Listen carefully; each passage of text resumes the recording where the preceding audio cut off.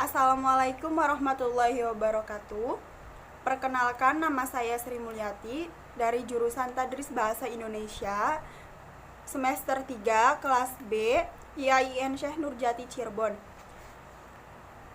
Pidato ini merupakan tugas UTS mata kuliah berbicara retorika dari dosen pengampu Bapak Tato Nuryanto MPD yang bertema pengaruh internet terhadap remaja.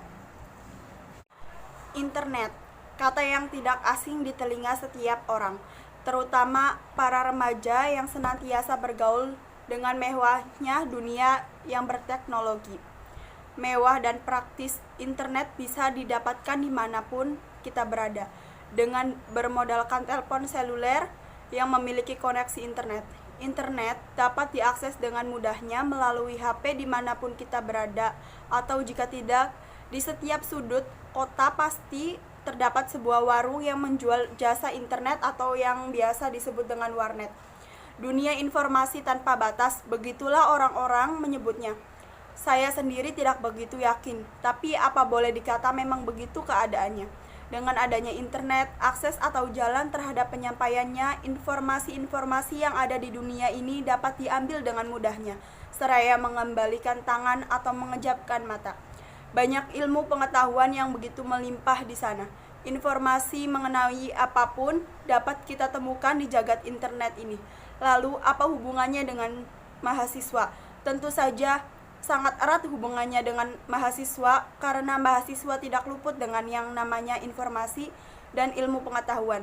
Internet ini adalah media yang paling efektif dan mudah untuk didapatkan dan diakses oleh siapa saja dimanapun.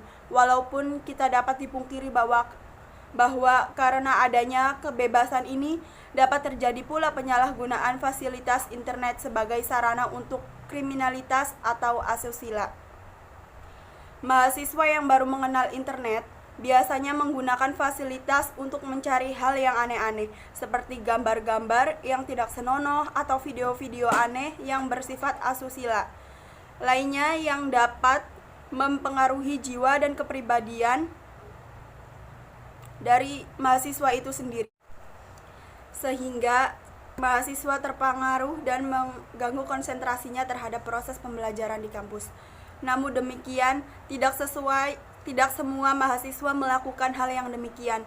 Hanya segelintir mahasiswa-mahasiswa yang usil saja yang dapat melakukannya, karena kurang memiliki rasa tanggung jawab terhadap diri pribadi dan sekitarnya.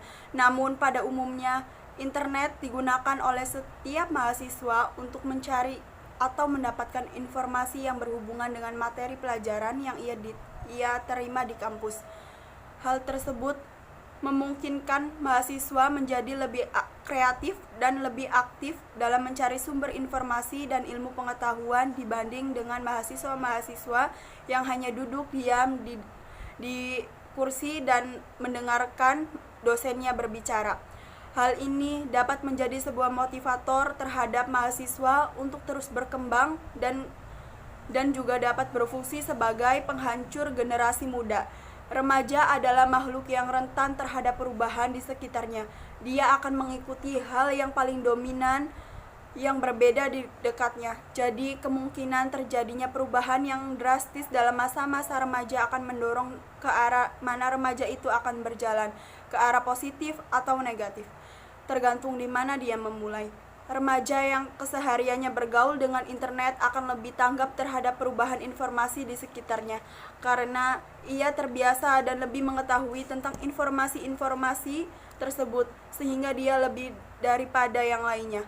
Tetapi selain itu, remaja yang memiliki kecenderungan pada hal yang negatif justru sebaliknya.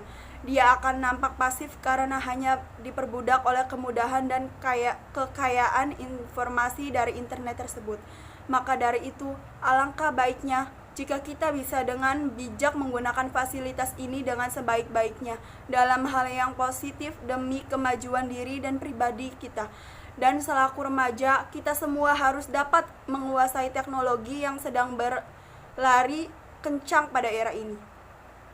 Karena dengan demikian, kita pun akan ikut berlari menyongsong masa depan. Atas perhatiannya saya ucapkan terima kasih. Wassalamualaikum warahmatullahi wabarakatuh.